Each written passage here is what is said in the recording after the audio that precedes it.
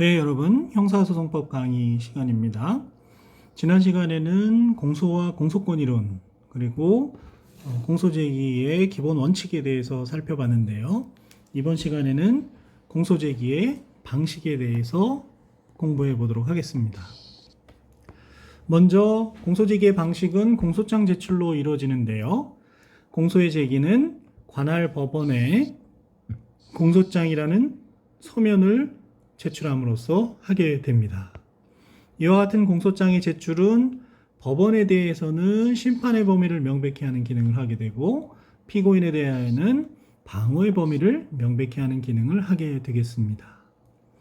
자, 아래 판결을 읽고 검사의 기명날인 또는 서명이 누락된 공소장이 관할 법원에 제출된 경우에 과연 공소제기 효력이 있는지, 그리고 검사가 공소장의 기명날인 또는 서명을 추안하게 되면 공소제기 효력이 있는지에 대해서 생각해 보도록 하겠습니다.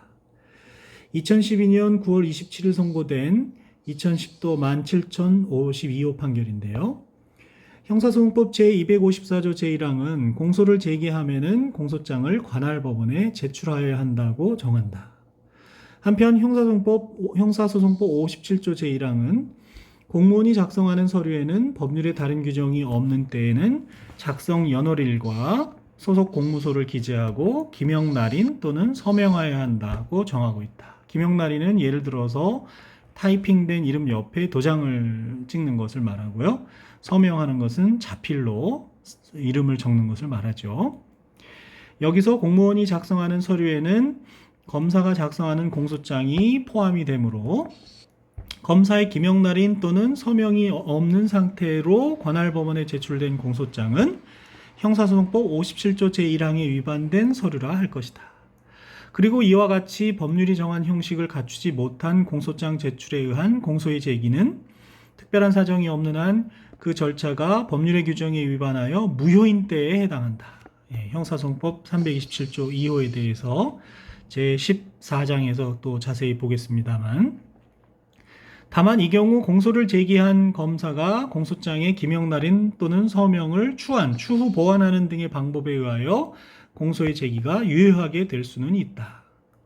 그런데 이 사건 기록에 의하면 제1심 법원에 제출된 공소장에는 그 하단에 부동문자로 검사라는 기재가 있을 뿐이고, 그 공소장에 형사소송법 57조 제1항이 요구하는 검사의 기명날인 또는 서명이 되어 있지 아니한 사실을 알 수 있다. 그럼에도 제1심 법원은 이러한 공소제기 절차의 하자를 간과한 채 피고인에게 공소장 부분을 송달하고 공판기 1에서 피고 사건에 대하여 심리한 뒤 무죄 판결을 선고했다. 무죄 판결은 이제 실체 판결을 했다는 것이죠.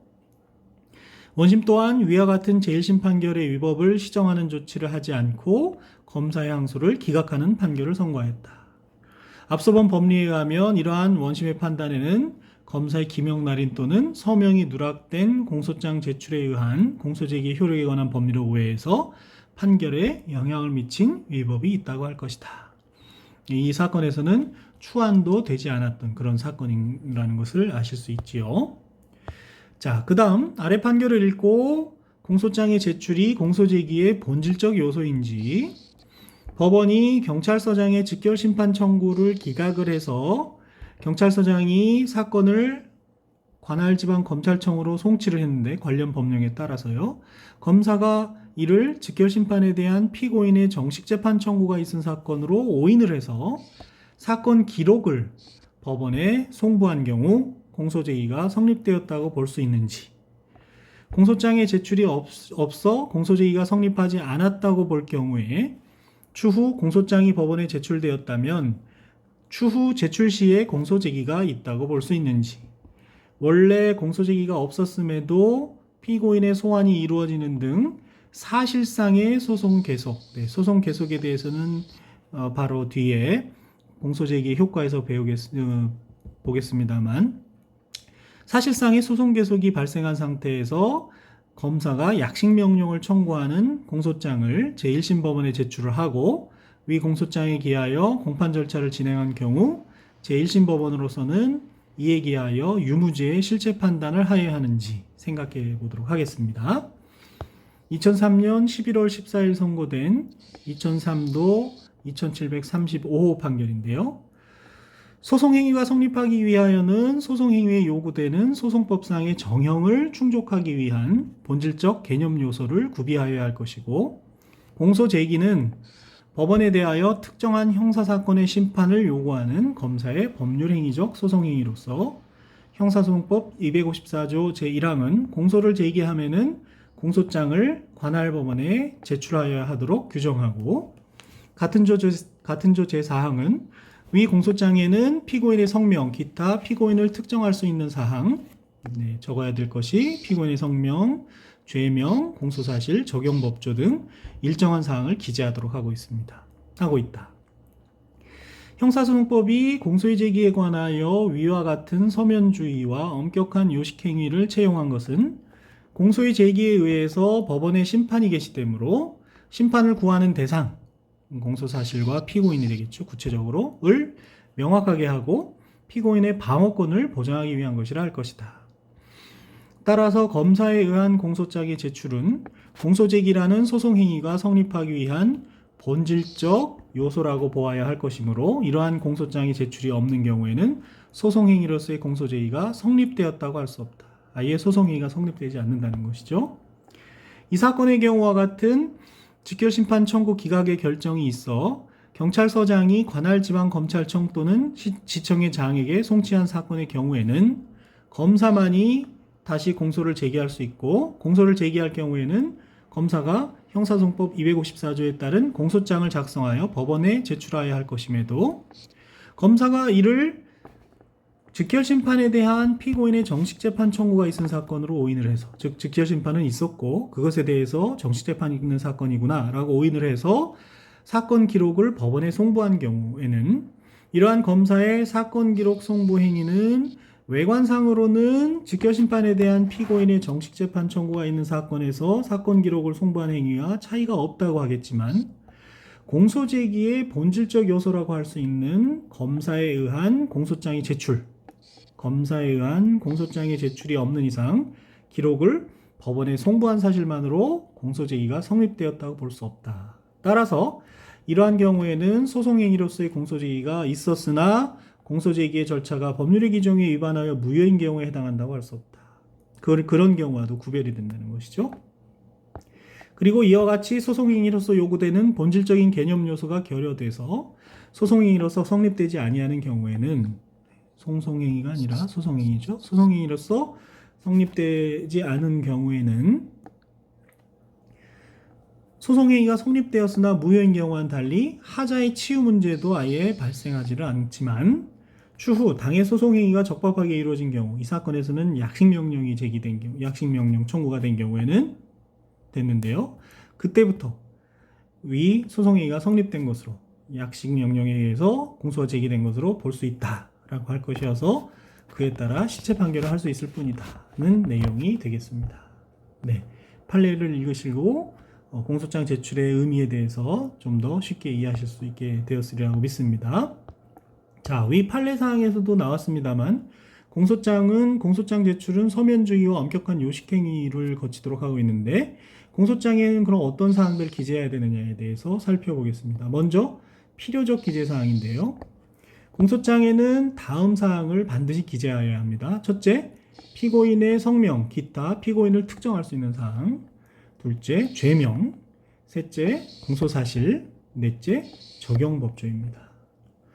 이 중에서 피고인의 특정과 관련해서는 피의자가 다른 사람의 인적사항을 모용하는 바람에 다른 사람 명의로 기소가 되는 성명 모용의 문제가 생기게 되는데요. 이 부분에 대해서는 심판 범위의 한정을 공부하면서 다시 살펴보도록 하겠습니다.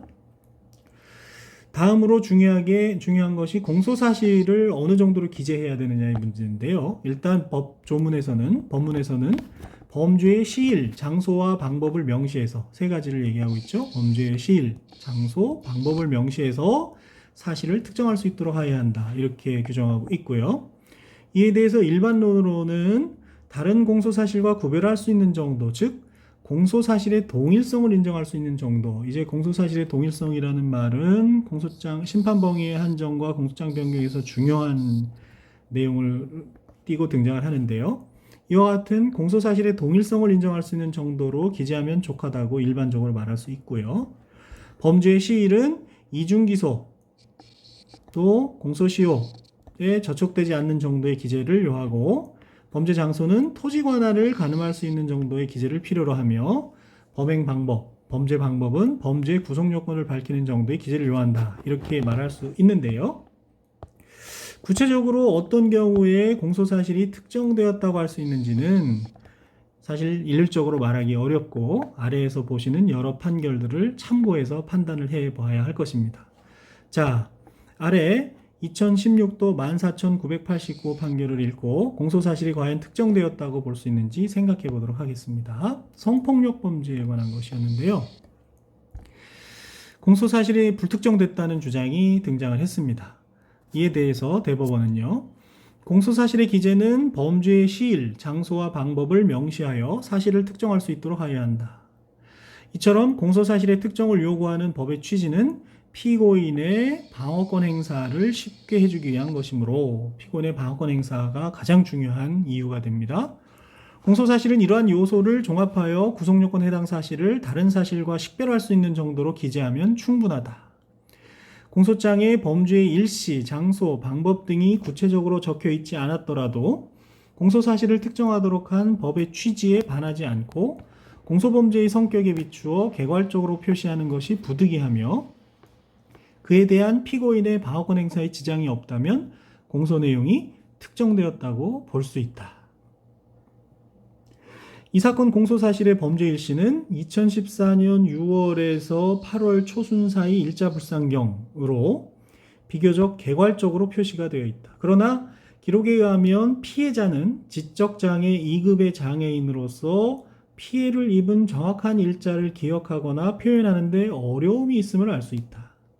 피해자의 진술 외에는 객관적인 증거를 확보하기 쉽지 않은 성폭력 범죄의 특성에 비추어 볼 때 검사로서는 피해자가 가진 진술 능력의 한계로 말미암아 공소사실의 범죄 일시를 일정한 시점으로 특정하기 곤란하여 부득이하게 개괄적으로 표시할 수밖에 없었을 것으로 보인다. 또한 이 사건 공소사실은 범죄 장소, 범행의 태양 등에 비추어 다른 사실과 구별될 수 있으므로 피고인의 방어권을 침해하였다고 볼 수도 없다.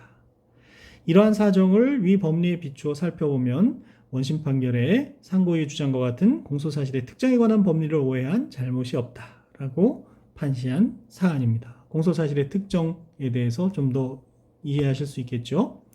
아래 2014년 10월 30일 선고 2014도 6107 판결을 통해서요, 공소사실이 특정되어 있다고 볼 수 있는지 다시 한번 살펴보겠습니다. 이번엔 마약류 관리에 관한 범죄인데요. 이 사건 공소사실은 다음과 같이 기재가 되어 있습니다. 피고인은 마약류 취급자가 아닌 바 2010년 1월에서 3월 사이 일자불상 새벽 3시라는 것은 기재가 되어 있고요. 03시경 서산시 소재 상호불상의 모텔에서 공소의 1과 공모하여 청소년인 공소의 2에게 향정신성 의약품인 메스암페타민, 일명 필로폰이죠, 을 투약하기로 마음먹고 위 공소의 1은 불상의 경위로 소지한 필로폰 불상량을 일회용 주사기에 담아 생수로 희석한 다음 공소의 2의 팔에 주사하였다. 이로써 피고인은 공소의 1과 공모하여 위와 같이 공소의 2에게 필로폰을 투약하였다. 이렇게 된 것이죠. 이에 대해서 원심은요, 피고인은 이 사건 공소사실을 부인하고 있는 바 필로폰의 투약 시기와 장소에 관한 위와 같은 개괄적인 기재는 피고인의 방어권 행사에 지장을 초래할 위험성이 크고 단기간 내에 반복되는 공소범죄 사실의 특성에 비추어 볼 때 위 투약 시기로 기재된 기간 내에 복수의 범행 가능성이 농후하여 심판 대상이 한정되었다고 보기도 어렵다고 판시를 했습니다. 그러면서 따라서 이 사건 공소사실의 기재는 특정한 구체적 사실의 기재에 해당한다고 볼 수 없어 형사소송법 제254조 제4항에 정해진 요건을 갖추지 못하였으므로 이 사건 공소는 공소제기 절차가 법률의 규정을 위반하여 무효라고 판단을 했습니다. 이에 대해서 대법원은요, 원심의 위와 같은 판단은 다음과 같은 이유로 그대로 수긍하기 어렵다고 했습니다. 다시 한번 254조 4항에서 공소사실의 특정 요소를 갖출 것을 요구하는 법의 취지에 대해서 이야기합니다.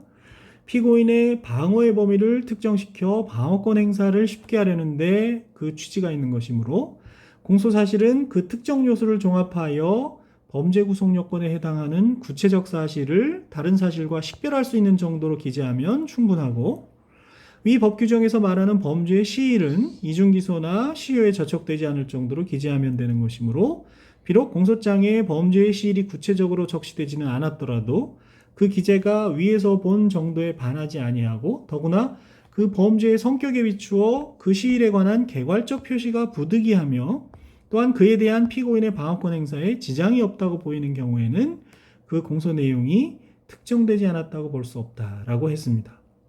그러면서 이 사건 기록상 특수한 다음과 같은 사정을 인정하게 되는데요.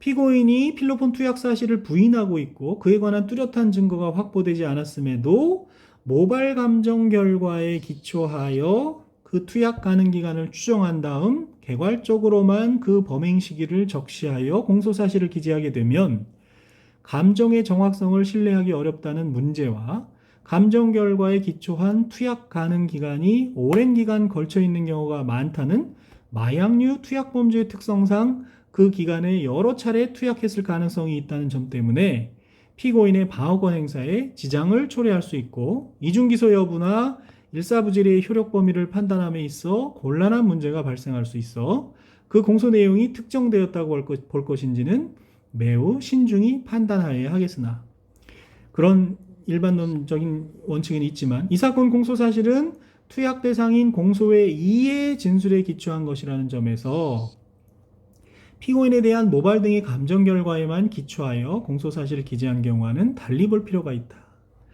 이 사건 공소 사실에서 범행 일시가 2010년 1월부터 같은 해 3월까지로 다소 개괄적으로 기재된 것은 사실이지만, 피고인이 혼자 은밀한 공간에서 마약류를 투약하는 경우와 비교하여 보면 이 사건은 새벽 3시경에 서산에 있는 모텔에 피고인이 공범인 공소의 1과 청소년이자 여성인 공소의 2와 함께 투숙을 하였고, 공소의 1이 공소의 2에게 필로폰을 주사하였다는 구별되는 사정이 존재한다. 공소의 2는 2012년 12월에 이르러서야 경찰에서 2012년 7월과 2012년 9월에 공소의 1 등과 함께 필로폰을 투약한 행위로 조사받으면서 그때로부터 2년 전에 있었던 이 사건 공소사실 범행을 처음 필로폰을 접하게 된 계기가 된 사건이라고 자백하게 된 것이다. 원심이 유지한 제1심이 적법하게 채택한 증거에 의하면 공소의 2는 이 사건 당시 연인관계였던 피고인 및 피고인의 친구인 공소의 1과 서산 바닷가에 놀러 갔다가 처음으로 필로폰을 투약한 것이고, 이 사건 외에는 그 전이나 후에 피고인과 필로폰을 투약한 적은 없었다고 진술한 사실, 피고인은 2010년 초나 다른 시기에 공소의 2와 서산에 간 적이 있었는지 기억나지 않고 2010년까지는 필로폰이 무엇인지조차 몰랐다고 진술한 사실, 공소의 2는 2012년 7월과 2012년 9월 등 두 차례 필로폰 투약으로 기소유예 처분을 받은 전력만 있고, 피고인도 2012년 12월과 2013년 1월경에 필로폰 투약으로 징역형의 처벌을 받았긴 하였으나 그 전에 필로폰 투약으로 처벌받은 적은 없는 사실을 알 수 있는 바, 여기에 이 사건 공소 사실의 투약 행위는 1회에 불과하다는 사정을 더하여 보면 이 사건 투약 행위가 있었던 시기 전후하여 상당한 기간에는 이 사건 공소 사실의 구별을 곤란하게 하는 다른 유사한 내용의 투약 행위가 존재할 가능성은 낮다. 이러한 사정을 앞서 본 법리에 비추어 볼 때 이 사건 공소 사실에서 일시나 장소가 다소 개괄적으로 기재되었다고 하더라도 이 사건 공소 사실의 기재가 다른 사실과 식별이 곤란하다거나 그로 인하여 피고인의 방어권 행사에 지장을 초래할 정도라고는 보기 어렵다고 할 것이다. 그럼에도 원심이 이 사건 공소 사실이 특정되어 있지 않다고 보아 이 사건 공소 제기가 무효라고 한 것은 공소 사실의 특정에 관한 법리를 오해하여 판단을 그르친 것이다 라고 판시를 했습니다. 원심 판시에 또 일리가 있지만은 대법원이 얘기하는 피해자의 공소의 이해 진술에 기초했다는 점, 그리고 이와 같이 개괄적으로 기재하더라도 다른 범행이 그 당시 그 전후에서 있기가 어렵다는 점 등을 감안해서 공소사실이 특정되었다고 보아줬던 그런 사건이 되겠죠. 자, 아래 2010년 4월 29일 선고 2010도 2857 판결, 역시 마약에 관한 판결을 보고 다시 한번 254조 4항의 규정 취지 및 마약류 관리에 관한 법률 위반죄에 있어서 공소사실의 특정 정도에 대해서 생각해 보도록 하겠습니다. 자, 형사소송법 254조 제4항이 공소사실의 기재는 범죄의 시일, 장소와 방법을 명시하여 사실을 특정할 수 있도록 하여야 한다라고 규정한 취지는 심판의 대상을 한정함으로써 심판의 능률과 신속을 꾀함과 동시에 피고인의 방어의 범위를 특정을 해서 피고인의 방어권 행사를 쉽게 해주기 위한 것이므로 검사로서는 위 세 가지 특정 요소를 종합하여 다른 사실과 식별할 수 있도록 범죄 구속 요건에 해당하는 구체적 사실을 기재하여야 한다. 이는 마약류 취급자가 아니면서도 마약류를 투약하였음을 내용으로 하는 마약류 관리에 관한 법률 위반죄의 공소사실에 관한 기재에 있어서도 마찬가지다. 원심이 유죄로 인정한 이 사건 공소사실은 피고인은 마약류 취급자가 아님에도 불구하고 2009년 3월 말경부터 같은 해 6월 말경까지 진주시 이하 장소를 알 수 없는 곳에서 향정신성 의약품인 메스암페타민 일명 필로폰 불상량을 불상의 방법으로 일회 투약하였다라는 것이다.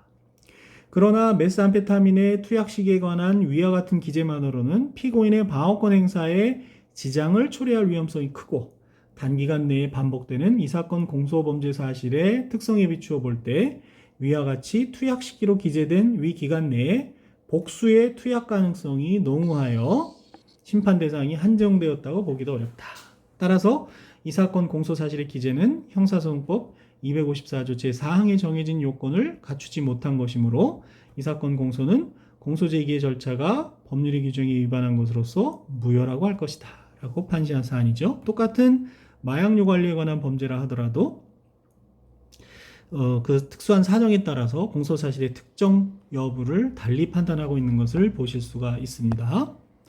다음 아래 1997년 8월 22일 선고 97도 1211호 판결을 읽고 공소장의 범행의 일시를 96년 월일 불상 11시 30분경으로 기재하더라도 그 범행의 장소와 방법이 특정되어 기재된 경우 공소사실이 특정된 것으로 볼 수 있는지 생각해 보도록 하겠습니다.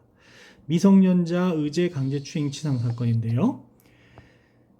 형사소송법 254조 제4항에서 위와 같이 공소사실의 특정 요소를 갖출 것을 요구하는 법의 취지는 피고인의 방어의 범위를 특정시켜 방어권 행사를 쉽게 하려는 데 있는 것이므로 공소사실은 그 특정 요소를 종합하여 범죄 구속 요건에 해당하는 구체적 사실을 다른 사실과 식별할 수 있는 정도로 기재하면 족한 것이고 위 법 규정에서 말하는 범죄의 시일은 이중기소나 시효에 저촉되지 않을 정도로 기재하면 되는 것이다. 많이 이제는 익숙해지셨죠? 그러므로 비록 공소장에 범죄의 시일이 구체적으로 적시되지는 않았더라도 그 기재가 위에서 본 정도에 반하지 아니하고 더구나 그 범죄의 성격에 비추어 그 시일에 관한 개괄적 표시가 부득이하며 또한 그에 대한 피고인의 방어권 행사에 지장이 없다고 보이는 경우에는 그 공소 내용이 특정되지 않았다고 볼 수 없다.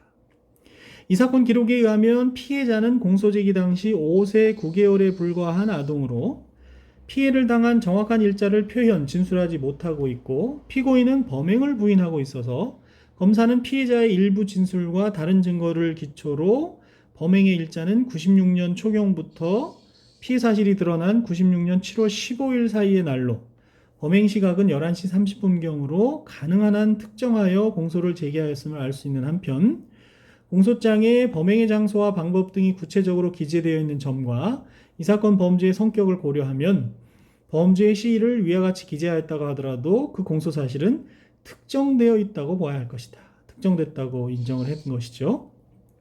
한편 원심은 피고인에 대하여 공소 사실에 기재된 수십 회의 범죄가 모두 공소 제기된 것으로 보고 공소 사실의 특정 여부를 판단한 것으로 여겨지지만 이 사건 공소 사실의 전체적인 내용으로 볼 때 검사는 96년 일자불상 11시 30분경으로 특정된 시각의 단일한 범죄에 대하여만 공소를 제기한 것일 뿐 수십 회에 걸쳐 피해자를 추행하였다는 부분은 그 범행의 시일, 장소, 방법에 관한 아무런 기재도 없으므로 이는 별도의 수재로 공소 제기한 것이라기보다는 범죄의 결과인 상해와의 인과관계나 피고인의 정상에 관한 기재에 불과한 것으로 볼 여지도 있다.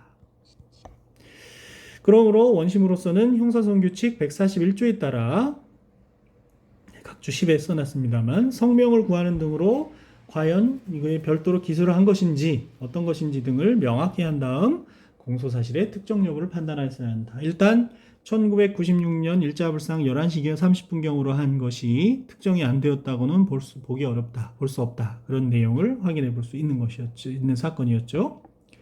그 다음 아래 2017년 2월 21일 선고 2016도 19,186호 판결을 읽고서는요. 포괄일제에서 여러 개의 행위가 하나의 죄를 구성하게 되는 포괄일제에서 공소사실의 특정 정도에 대해서 생각해 보도록 하겠습니다. 피고인의 사기의 점에 대해서 상고 이유가 있었는데요. 포괄일제에 있어서는 그 일죄의 일부를 구성하는 개개의 행위에 대하여 구체적으로 특정하지 아니하더라도 그 전체 범행의 시기와 종기, 범행 방법, 피해자나 상대방, 범행 횟수나 피해액의 합계 등을 명시하면 이로써 그 범죄 사실은 특정되는 것이라고 할 것이다.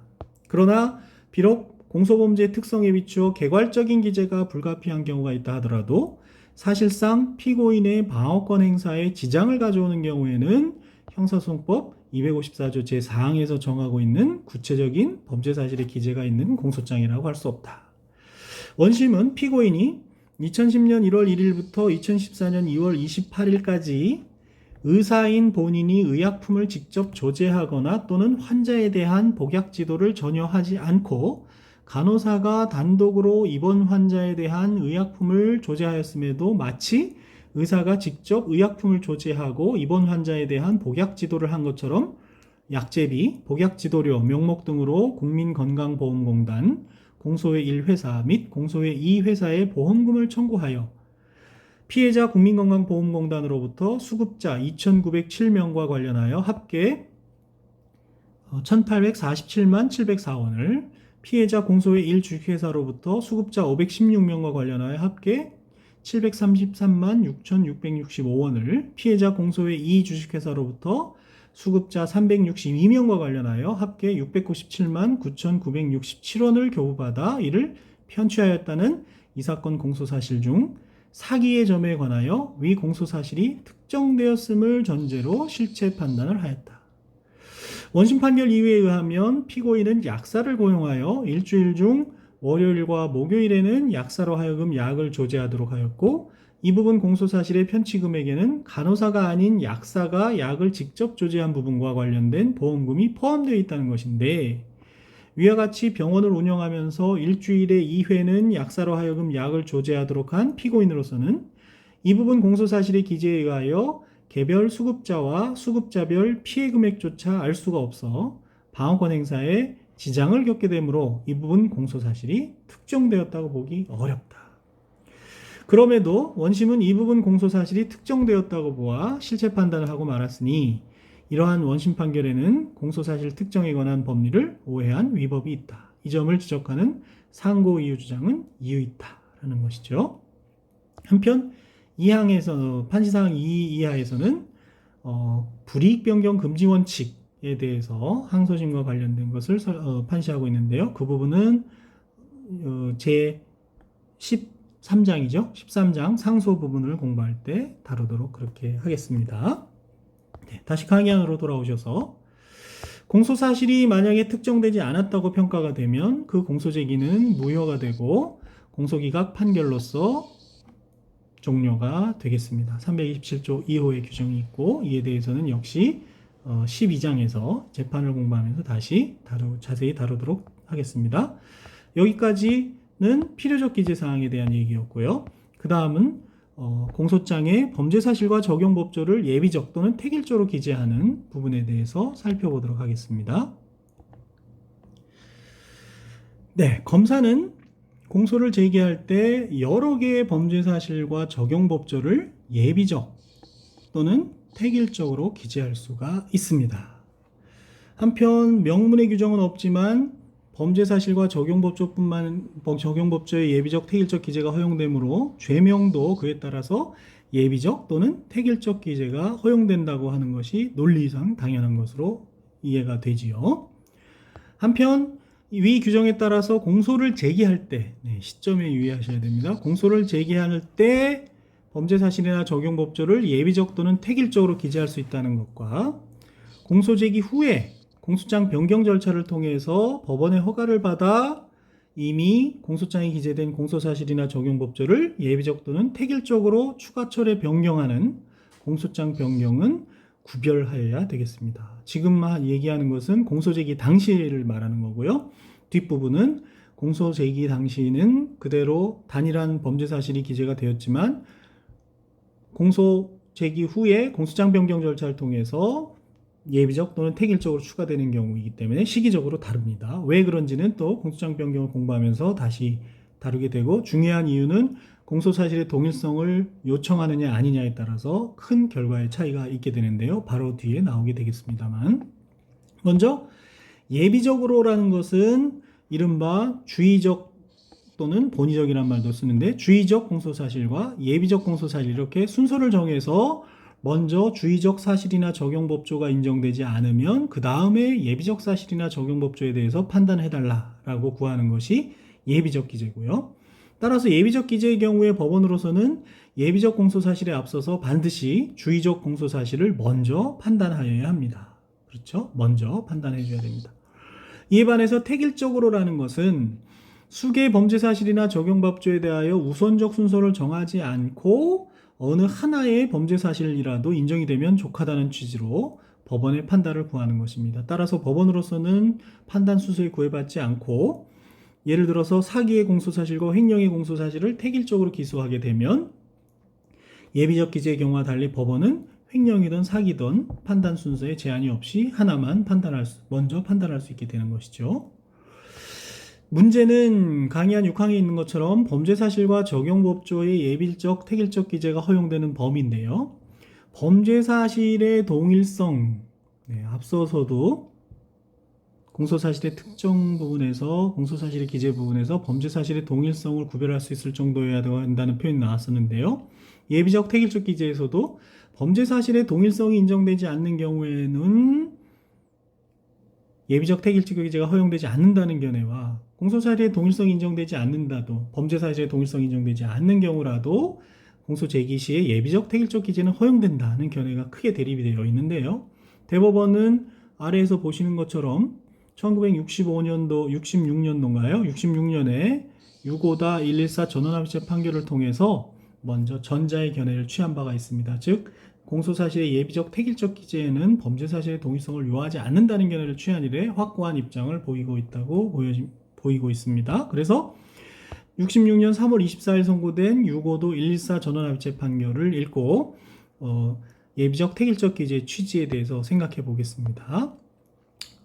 형사소송법 254 다수 의견을부터 살펴보면요. 형사소송법 254조 제5항은 검사가 공소를 제기함에 있어 수개의 범죄 사실과 적용법조를 예비적 또는 태길적으로 기재하여 그중 어느 하나의 범죄 사실만의 처벌을 구할 수 있다는 것이다. 그들 수개의 범죄 사실 간의 범죄 사실의 동일성이 인정되는 범위 내에서 예비적 또는 태길적으로 기재할 수 있으면 물론이나, 그들 범죄 사실 상호 간의 범죄의 일시, 장소, 수단 및 객체 등이 달라서 수개의 범죄 사실로 인정되는 경우에도 이들 수개의 범죄 사실을 예비적 또는 태길적으로 기재할 수 있다고 판시를 하고 있습니다. 왜 그러냐? 이렇게 본다 하여도 공소장에서 수개의 범죄 사실을 특정하여 기재하고 있는 이만큼 피고인의 방어권 행사에 경합범으로 기소된 경우에 비하여 더 지장이나 불이익을 준다고 볼 수 없을 것일 뿐만 아니라, 위와 같은 태길적 또는 예비적 기소는 검사의 기소 편의주의의 입장에서도 법률상 용인될 것임이 명백할 것이다. 그렇지만 반대 의견에, 소수 의견에서도 나오지만 기소 편의주의가 과연 이런 입장인지는 의문이죠. 계속해서 다수 의견은 검사가 수개의 범죄 사실을 태길적으로 기소한 경우에는 법원으로서는 수개의 범죄 사실 중 어느 하나만에 대하여 심리하여 유죄로 인정하면 이에 대한 유죄 판결을 할 것이고, 만일 유죄로 인정되지 않는다면 다른 공소사실을 심리하여 이에 대한 재판을 할 것이다. 이건 태길적 기재에 대한 논의가 될 것이고요. 다만 예비적으로 기소한 경우에는 검사의 청구에 따라 심리 순서가 제한될 뿐인 것이다. 이 부분은 이론이 없고요. 1, 2, 3 부분에 있어서 대법원 판사 양회경, 최윤모, 나항윤의 반대 의견이 있었고요. 반대 의견이 사실은 더 논리적으로 보이기도 합니다. 왜 그런지 읽어볼게요. 다수 의견은 형사소송법 254조 제5항의 수개의 범죄 사실을 예비적 또는 택일적으로 기재할 수 있다는 규정을 글자 그대로 해석하여 전연 별개의 범죄 사실로 경합범위 되는 경우에도 이를 예비적 또는 택일적으로 기소할 수 있다고 단정하고 있다.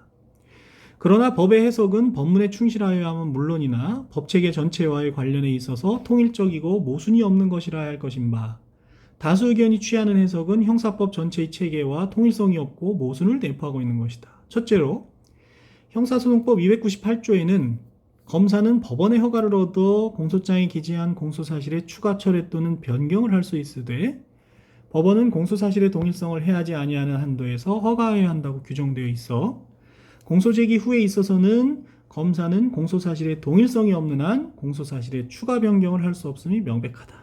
공소장 변경에 의해서는 그렇다는 얘기죠. 제1심의 심판에 관한 공소제기 시와 공소제기 후를 구별하여 규정할 실질적 이유가 없는데 공소제기 후에는 불가능한 일이 공소사실의 동일성이 인정되지 않으면 불가능한 일이 공소제기 시에는 예비적 택일적 기재가 가능하다고 해석하는 다수 의견은 법의 통일적 해석에 대한 고려가 부족하다. 둘째로 일사부질의 효력은 공소가 제기되고 심판의 대상이 된 사건 전체에 대하여 미친다. 나중에 기판력 또는 일사부재의 효력에 대해서 12장에서 배울 텐데 맞습니다. 이런 법리죠.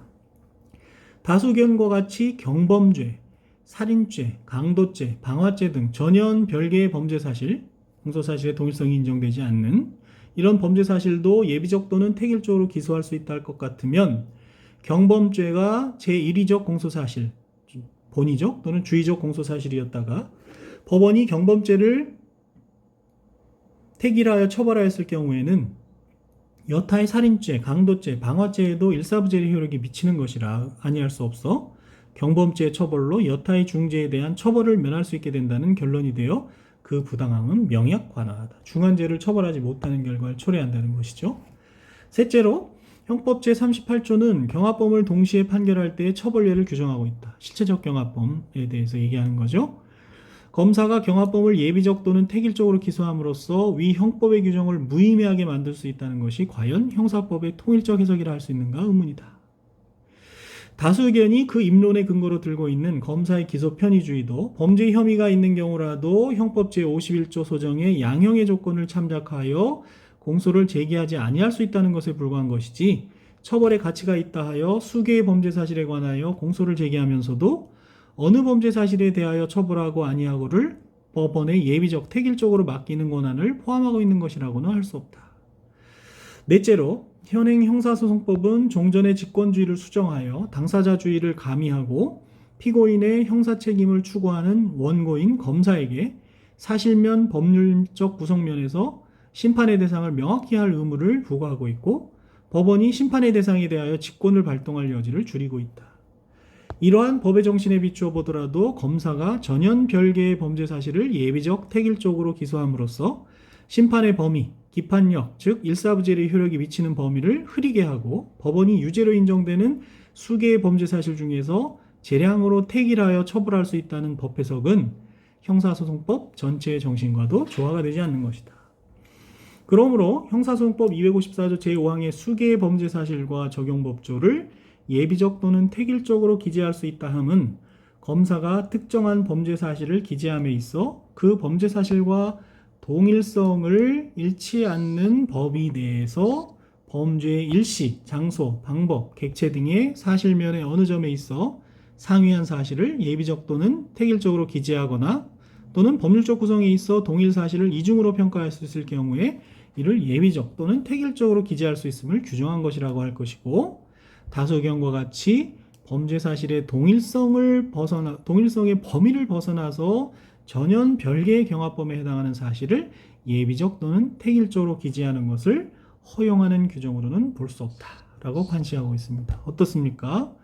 논리적으로는 그 소수 의견의 견해가 더 근거와 논리를 갖추고 있다 이렇게 평가가 되지만 현재 실무에는 다수 의견에 따라서 공소제기 시에는 범죄 사실의 동일성이 인정되지 않는 경우에도 예비적, 택일적 기재를 허용하고 있다는 것을 기억을 해야 되겠습니다. 자, 한편 민사소송에서 여러 개의 청구를 같이 하는 경우가 있죠. 그럴 경우는 같은 종류의 소송 절차에 따르는 경우에만 하나의 소로 제기할 수 있다. 이렇게 민사소송법 253조에서 이른바 소의 객관적 병합에 대해서 규정을 하고 있죠. 이러한 객관적 병합, 청구의 병합에는 단순 병합, 선택적 병합, 예비적 병합이 있죠. 선택적 병합과 예비적 병합의 경우에는 병합된 청구 사이에 관련성이 있을 것을 요하고요. 강의한 7항에서는 공소 사실의 예비적 택일적 기재를 좀 더 이해하기 쉽게 하기 위해서 또 민사소송법과의 관련성을 말씀드리기 위해서 적어 놓았다고 보시면 되겠습니다. 네, 이번 시간에는 여기까지 해서 공소장의 예비적 택일적 기재까지 공부를 했고요. 다음 시간에 공소장 1번주의에 관해서 계속해서 공부하도록 하겠습니다. 여러분 수고하셨습니다.